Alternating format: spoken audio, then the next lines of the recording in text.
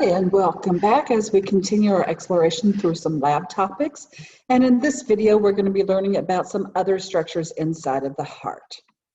So the first structure is basically the heart muscle that separates the two atrial chambers. So it's located between the right atrium on the right side of the heart and the left atrium on the left side of the heart. And the muscle here that separates the two is known as the interatrial septum.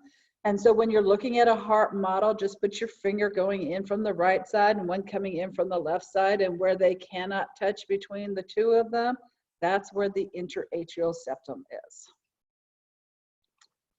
In the interatrial septum, there is an oval shallow depression, which exists in real life and can clearly be seen in the models. Don't know why we lost our enlargement. And that is called the fossa ovalis. And it looks slightly different on all the models. Here you can see it as a depression. This one is clearly outlined and quite a bit larger. And so you can see it clearly on almost every heart muscle on the right interatrial septum. But if you also look on the left side, because it is connecting between the two atrium in the interatrial septum, you can see it in some models on the left atrial side as well. Also within the right atrium, there is an opening which is usually just above the tricuspid valve, and it's often painted a dark red color. And this is the opening where blood will enter from the coronary sinus, so it's called the opening of the coronary sinus. Now notice in all three of these pictures where you have the opening of the coronary sinus pointed to, that just above it in all three of these you can see the fossa ovalis as well. Moving on to the ventricles, there is muscle that separates the right ventricle from the left ventricle. Only this time it's very easy to see because there's no blood vessels blocking our view between the atrium. And so this is the interventricular septum. And what you will notice on both models and real hearts is the thickness of the interventricular septum matches the thickness of the left ventricle. So if you look at the real heart here, the left ventricle is about 1 centimeter thick and the interventricular septum is pretty close to 1 centimeter, whereas the right ventricular wall is closer to 0.5 centimeter, 3 or 4 millimeters in thickness. So the next topic we want to talk about is the conduction system. The conduction system of the heart are these specialized cardiomyocytes that have nervous elements to them, and their positioning in the heart is outlined in a very simplistic form as the yellow structures in this diagram of the heart. And there are 5 general parts to this conduction system. The first part of the conduction system, where the whole process starts, is way superior in the right atrium, close to the opening of the superior vena cava.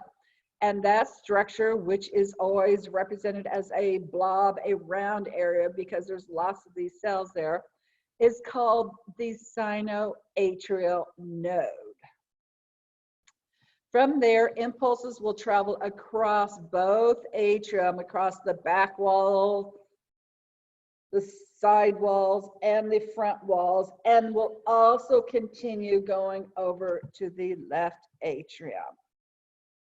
And that's how the impulse gets spread. And it will reach to right above the level where all 4 valves are, and it cannot get through because of the fibrous skeleton of the heart.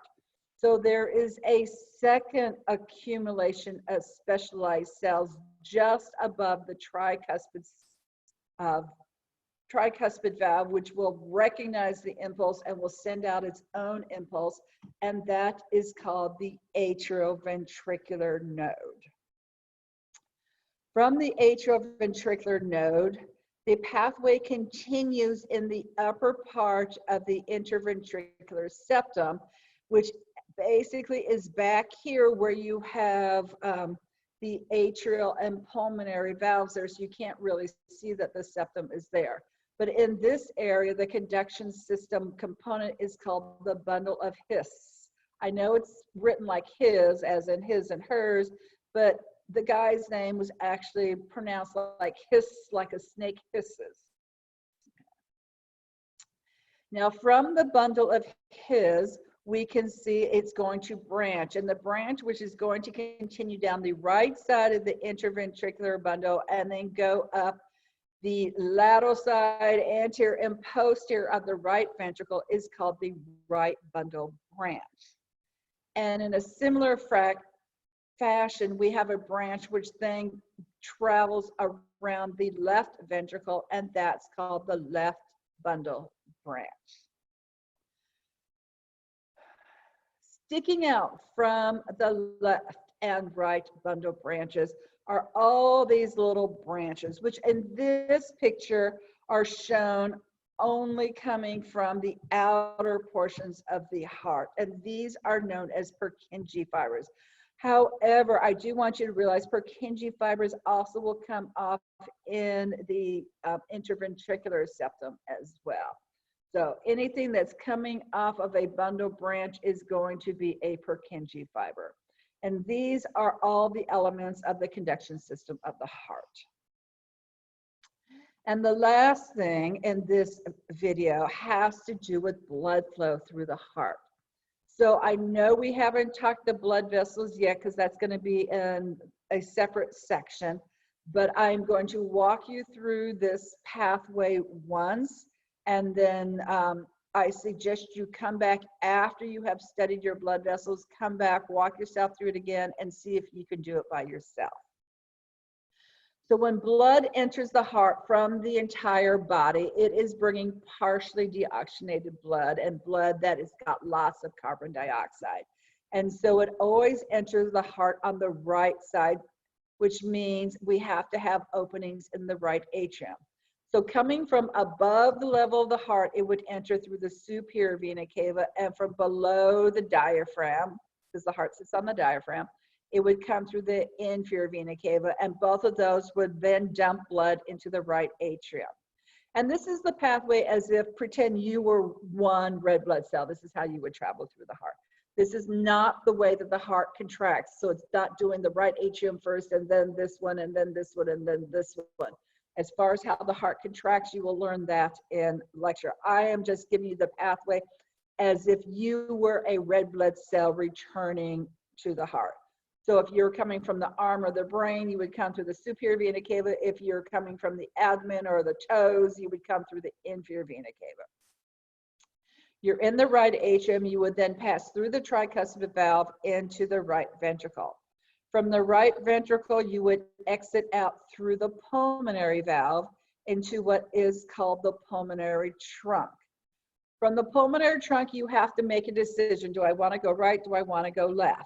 And you would either enter the right pulmonary artery, which would then lead towards the right lung, or you would enter into the left pulmonary artery, which would lead into the left lung. In either lung, you would do the gas exchange, where you would drop off carbon dioxide and you would pick up more oxygen.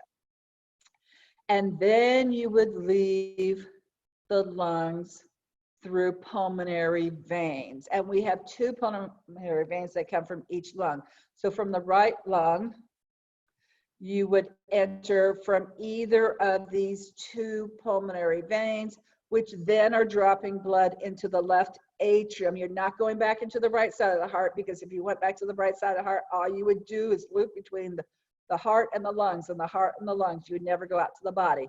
So you've got to return to the left side of the heart from the lungs, specifically the atrium. If you're coming from the left lungs, you would enter through one of these two left pulmonary veins.